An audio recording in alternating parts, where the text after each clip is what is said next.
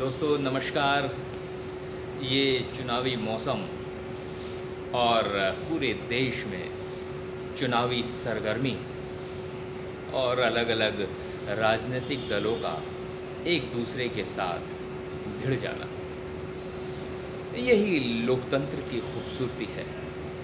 यही है जिसकी वजह से हमारा लोकतंत्र विश्व विख्यात है। पूरी दुनिया में भारत का ही तो लोकतंत्र ऐसा है जो सबसे बड़ा है। लेकिन वर्तमान समय में राजनीतिक दलों ने अपने राजनीतिक फायदे के लिए इस लोकतंत्र का माहौल बना दिया है, लोकतंत्र की धज्जियां उड़ा दी हैं। उदाहरण के तौर पे मैं जानकारी देना चाहूँगा, वर्तमान बीजेपी वाली सरकार जिसका नेतृत्व माननीय नरेंद्र मोदी साहब कर रहे हैं, बड़े बड़े वादे करके ये सरकार केंद्र में आई थी। बड़ी बड़ी योजनाएं के बारे में इन लोगों ने बातें गढ़ी और इस देश में विकास के नारे को बुलंद किया, परंतु वो विकास कहाँ है? ज़मीनी स्तर पर वो विकास कहीं भी दिखता सा प्रतीत नहीं होता। अगर मैं थोड़ा सा अध्ययन करता हूं तो मुझे पता चलता है कि इन पिछले 5 सालों में युवाओं को रोजगार मिलने के बजाय इस देश में बेरोजगारी अपनी चरम सीमा पर जा पहुंची। आपको जानकर हैरानी होगी कि पिछले 45 वर्षों में पहली बार बेरोजगारी दर 6.1% तक जा पहुंची, जो पिछले 45 वर्षों में हाईएस्ट है। तो वो राजनीतिक दल जो 2 करोड़ नौकरियां हर साल देने की बात कर रहा था, उस राजनीतिक दल ने नौकरियां देने के बजाय बेरोजगारी बढ़ा दिया। बात केवल बेरोजगारी तक ही नहीं है, लोगों को रोजगार नहीं मिला। बात यहाँ भी है कि इस वर्तमान सरकार ने भारत के जो बैंक हैं उनका घाटा बढ़ता चला गया, एनपीए नॉन परफॉर्मिंग एसेट्स बढ़ते चले गए, लेकिन उस तरफ कभी भी ध्यान नहीं दिया। किसान आत्महत्या करता चला गया, लेकिन उस तरफ कभी ध्यान नहीं दिया। किसान ने कर्जा लिया था यूरिया खरीदने के लिए, कीटनाशक खरीदने के लिए, खरपतवार नाशक खरीदने के लिए, खेतों में पानी लगाने के लिए, लेकिन उस लिए गए कर्जे को ना चुका पाने के हालात में केंद्र सरकार ने किसानों की मदद नहीं की। लेकिन हाँ, केंद्र सरकार ने उद्योगपतियों और धन्ना सेठों की मदद की है। 3.5 लाख करोड़ रुपए का जो कर्ज लिया था उद्योगपतियों ने, वो केंद्र सरकार ने माफ़ कर दिया। सोचिए, हमारे किसान का कर्जा माफ़ नहीं होता है, लेकिन उद्योगपतियों का कर्जा माफ़ कर दिया जाता है। बड़ा दुख होता है यह बताते हुए कि भारत की जो डाक सेवा है वो 15,000 करोड़ रुपए से घाटे में जा चुकी है। उसको रिवाइव करने के लिए इस केंद्र सरकार ने कुछ नहीं सोचा। बड़ा आश्चर्य होता है ये सुन करके कि एयर इंडिया घाटे में चल रही है और कभी भी उसके ऑपरेशंस बंद हो सकते हैं। ये सरकारी कंपनियां हैं। बीएसएनएल के 54,000 कर्मचारी रात दिन इस डर से घबराए हुए हैं कि कहीं ऐसा ना हो एक दिन उनकी नौकरी चले, क्योंकि बीएसएनएल भी घाटे में चल रहा है। बड़ा दुख होता है ये जान करके हिंदुस्तान एरोनॉटिक लिमिटेड के पास अपने कर्मचारियों की सैलरी देने तक के भी पैसे नहीं हैं। तो ये केंद्र सरकार क्या कर रही है? मैं अगर आपको एक्चुअल डेटा बताऊं तो आपको जानकर हैरानी होगी कि जो भारतीय डाक है वो 15,000 करोड़ से घाटे में है। मतलब उसका जो सालाना रिवेन्यू है उसका 90% केवल 15,000 करोड़ बनता है, घाटे में चल रही है। BSNL 7,992 करोड़ रुपए से घाटे में चल रही है।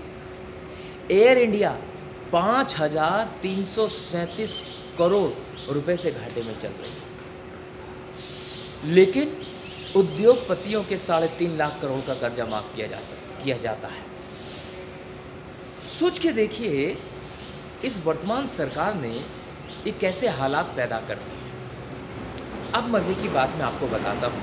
इस सरकार ने भारत की इंडिपेंडेंट बॉडीज़ को भी पंगु बना दिया है। जैसे सर्वोच्च न्यायालय, उसको इस सरकार ने पंगु बना दिया, रिजर्व बैंक को पंगु बना दिया, चुनाव आयोग तक को पंगु बना दिया। EVM के बारे में एक बात मैं कहना चाहूँ, ध्यान दीजिएगा, बहुत गंभीर बात मैं आपके साथ कर रहा हूँ। अभी चुनाव चल रहा है, अब थोड़ा गहराई से जांचिएगा, समझिएगा।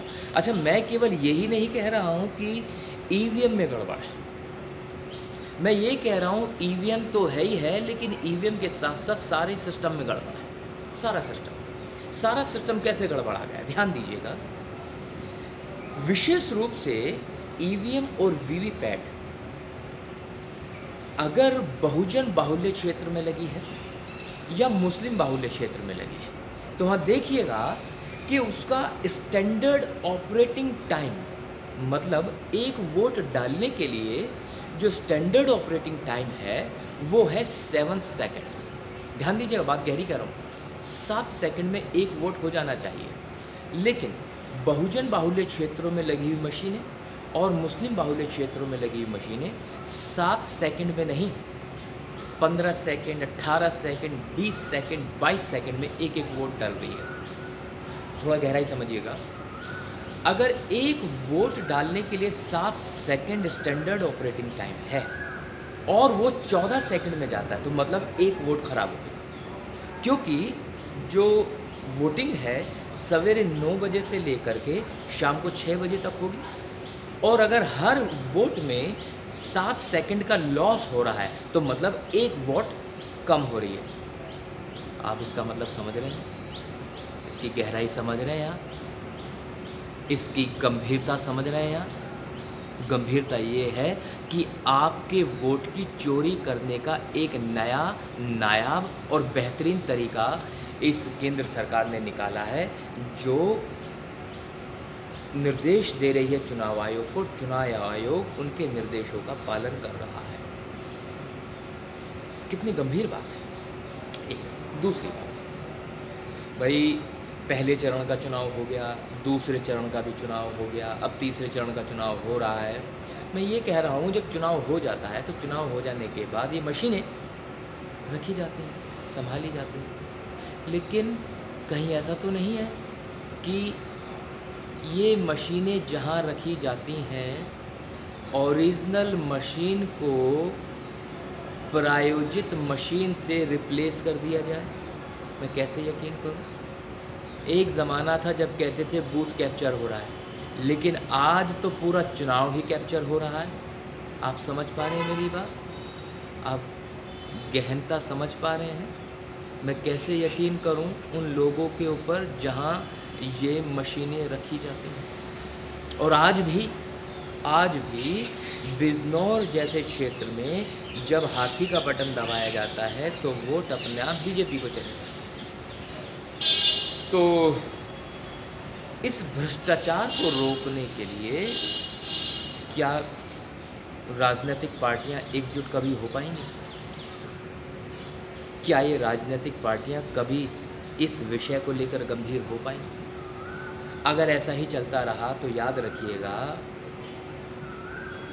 इस देश के न सिर्फ संविधान को बदला जाएगा, बल्कि इस देश की एक बहुत बड़ी जनसंख्या के साथ अत्याचार होना शुरू हो जाएगा।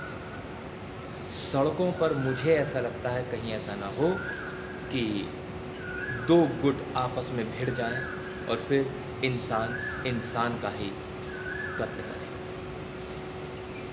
मैं उम्मीद करता हूँ आपको मेरी बात ज़रूर समझ में आई होगी। इन्हीं शब्दों के साथ मैं सतीश अपनी बात यहीं समाप्त करता हूँ। आप सभी का मुझे सुनने के लिए बहुत बहुत धन्यवाद। Thank you.